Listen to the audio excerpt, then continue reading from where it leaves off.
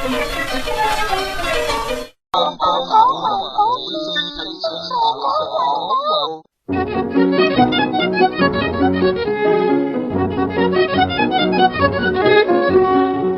morning, class. Good morning, teacher。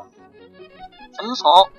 今日我會講一個好 hit 嘅新聞，但係你哋又未聽過嘅，咁就唔叫 hit 啦。喂，邊位啊？咩啊？打錯啊？有冇搞錯啊？真係黑仔啊！嗱，手睇喺度要記就記啊。咦？點解冇晒位記嘢嘅？冇位記咪唔好記咯。嗱聲講嗰單新聞啦。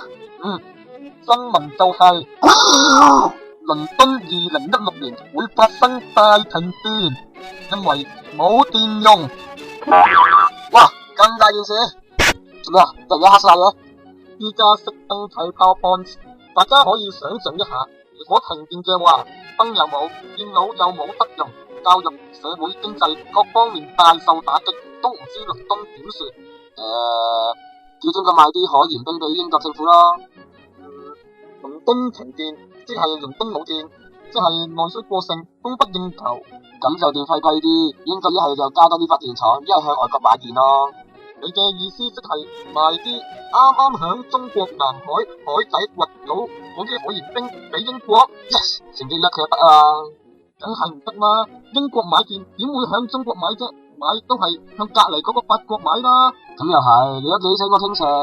好啦，頭先嗰位同學講開可燃冰。依家等我介紹一下可燃冰。可燃冰嘅英文係 living graphite， 中文術語係汽水。咦？點解係汽水嘅？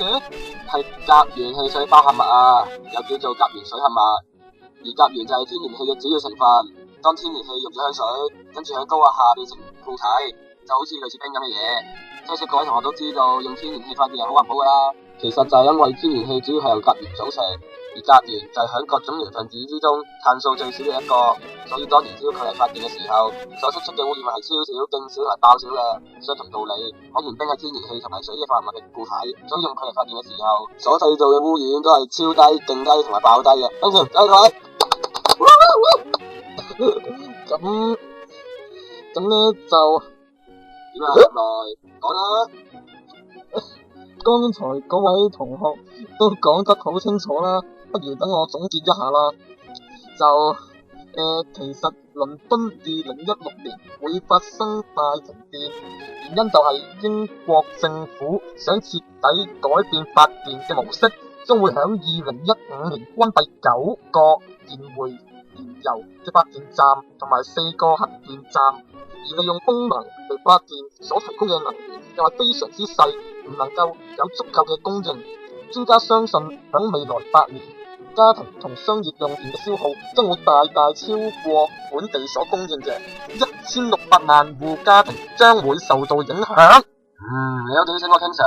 嗱，你唔好再咁樣話我啦吓，第二次啦吓，人哋有尊嚴嘅，你有呢個尊嚴冇咩？有，幾時啊？頭先都冇，你唔好再扮嘢啦，唔好再講啦，即刻拖佢出去斬。啊！Yeah.